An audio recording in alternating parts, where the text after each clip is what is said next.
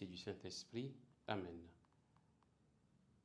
Esprit de Dieu, viens dans nos cœurs, viens illuminer nos vies, viens nous montrer le chemin pour aller vers le Seigneur.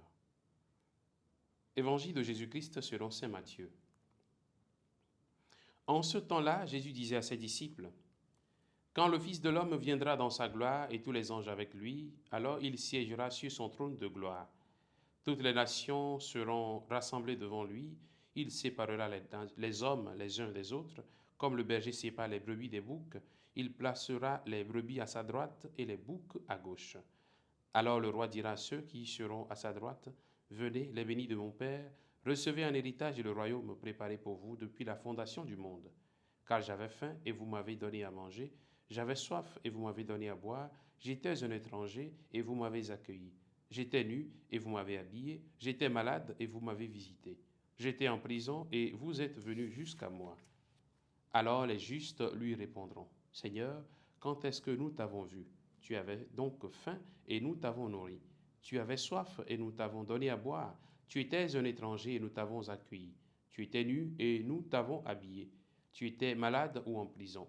Quand sommes-nous venus jusqu'à toi? » Et le roi leur répondra, « Amen, je vous le dis, chaque fois que vous l'avez fait à l'un de ces plus petits de mes frères, c'est à moi que vous l'avez fait. » Alors il dira à ceux qui seront à sa gauche, « Allez-vous-en loin de moi, vous les maudits, dans le feu éternel préparé pour le diable et ses anges, car j'avais faim et vous ne m'avez pas donné à manger.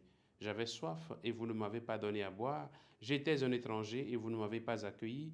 J'étais nu et vous ne m'avez pas habillé. J'étais malade et en prison et vous ne m'avez pas visité. » Alors ils répondront eux aussi, « Seigneur, quand avons-nous vu avoir faim et soif, être nus, étrangers, malades ou en prison, sans nous mettre à ton service? » Il leur répondra, « Amen, je vous le dis, chaque fois que vous ne l'avez pas fait à l'un de ces plus petits, c'est à moi que vous ne l'avez pas fait. » Et ils s'en iront, ceux-ci au châtiment éternel, et les justes à la vie éternelle.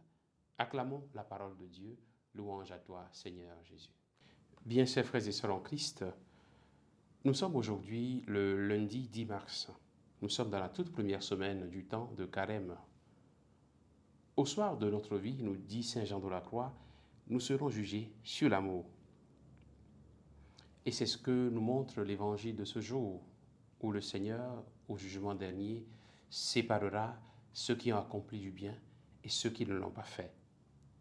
Nous pouvons voir avec beaucoup de détails comment le Seigneur lui-même s'identifie à ceux qui sont fragiles, ceux qui sont pauvres, ceux qui sont dans le besoin, et que nous sommes appelés tous à servir et à aider.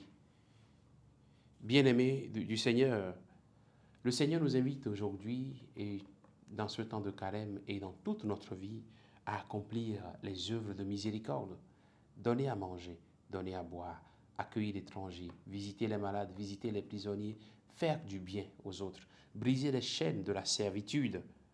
C'est ce que le Seigneur attend de nous. Accomplir les œuvres de miséricorde, c'est ouvrir donc les portes du ciel. On peut se poser la question, faut-il alors préférer ces œuvres de miséricorde ou ces actions bonnes à la vie de prière? Faut-il juste faire le bien à nos frères et sœurs en négligeant peut-être le bien que nous devons faire pour notre âme dans notre relation avec Dieu? En réalité, il n'y a pas de contradiction. En réalité, nous pouvons avoir la réponse avec saint Jacques qui dit « C'est par mes œuvres que j'accomplis que moi je montre ma foi. » Bien-aimés de Dieu, frères et sœurs en Christ, c'est par les œuvres bonnes, les actions bonnes que nous posons, que nous pouvons montrer que nous appartenons au Seigneur Jésus. Notre foi au Christ Jésus est une foi agissante, c'est une foi qui transforme, c'est une foi qui nous pousse à faire du bien à nos frères et sœurs. Durant ce temps de carême, le Seigneur nous invite à aller vers les autres, à tendre la main à ceux qui sont dans le besoin, à penser à ceux et celles que nous n'avons pas visités il y a longtemps, à offrir notre pardon, à aller vers ceux qui sont dans le besoin dans ce temps-là. Que sa grâce nous accompagne, qui nous aide afin de grandir davantage dans notre foi, qui agit et qui fait grandir les autres. Qui nous bénisse en ce jour au nom du Père et du Fils et du Saint-Esprit. Amen.